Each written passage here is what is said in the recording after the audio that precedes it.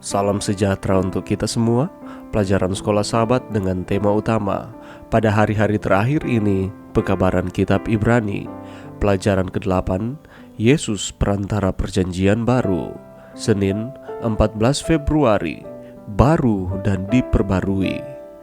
Bandingkan Ibrani 8 ayat 10-12 dengan Ulangan 6 ayat 4-6, Ulangan 30 ayat 11-14, dan Yeremia 31 ayat 31-34. Apa yang diajarkan di sini tentang sifat perjanjian baru? Janji perjanjian baru dalam Ibrani mengacu kembali pada Yeremia. Menurut Yeremia, janji Allah tentang perjanjian baru sebenarnya adalah pembaruan perjanjian yang pertama kali Dia buat dengan Israel melalui Musa. Oleh karena itu, dapat dikatakan bahwa Yeremia 31 tidak secara tegas berbicara tentang perjanjian baru, tetapi tentang pembaruan perjanjian asli dengan Israel. Faktanya, kata Ibrani untuk baru, hadasyah, dapat memiliki arti memperbarui dan paling baru. Masalah dengan perjanjian lama adalah bahwa orang-orang melanggarnya. Perjanjian itu tidak salah, orang-orangnya yang salah.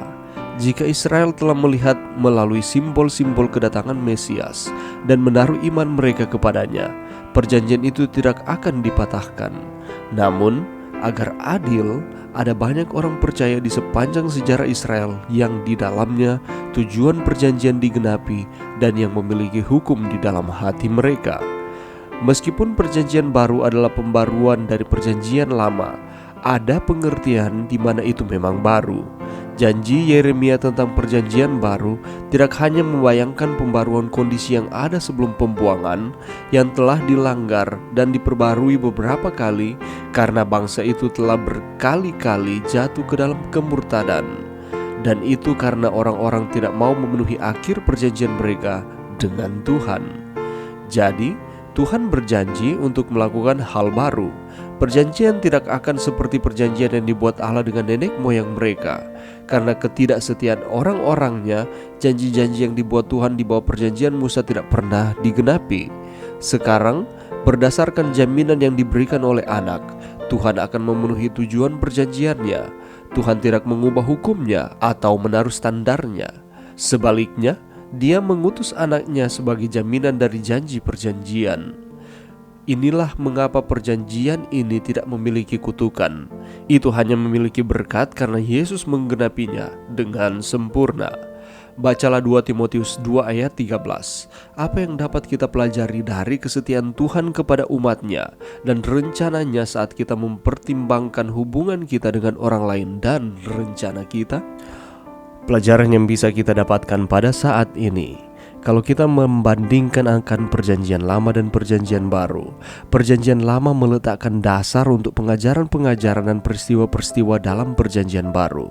Dan kita perlu mengetahui bahwa Alkitab adalah wahyu yang progresif, atau kebenaran yang disingkapkan secara perlahan-lahan kepada kita manusia sehingga kita dapat mengerti apa maksud Tuhan di dalam kehidupan kita.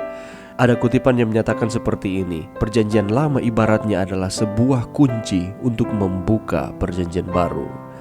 Ada banyak peristiwa-peristiwa di dalam perjanjian baru yang akan kita mengerti sepenuhnya apabila kita membaca perjanjian lama. Perjanjian lama maupun perjanjian baru saling menyokong satu dengan yang lain. Perjanjian baru memperjelas pengajaran-pengajaran yang hanya dikiaskan atau merupakan lambang ataupun simbol dalam perjanjian lama.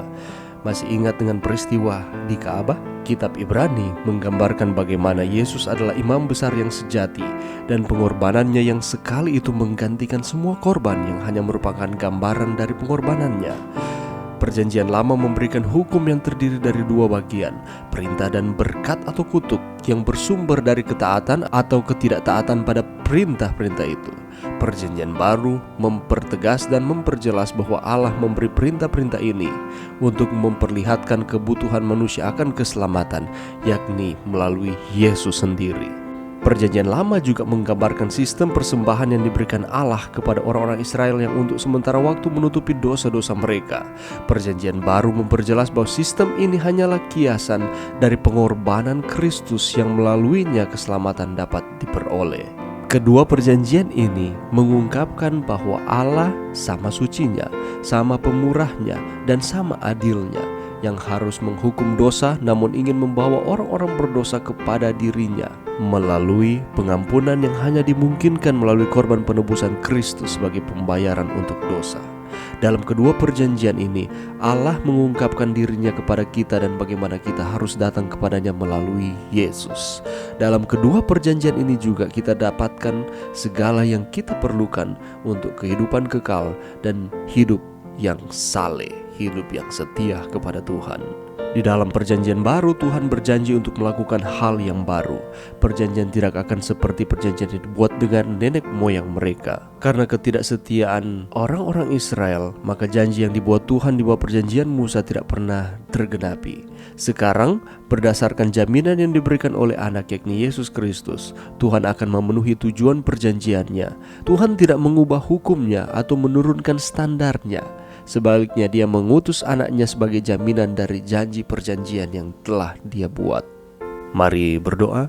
Terima kasih Tuhan atas firman-Mu pada saat ini. Terima kasih oleh karena Engkau mengadakan perjanjian kepada kami manusia, baik dalam perjanjian lama kepada bangsa Israel maupun kepada kami pada saat ini. Bantu kami Tuhan untuk kami terus setia kepada Tuhan, karena Allah sangat mengasihi kami.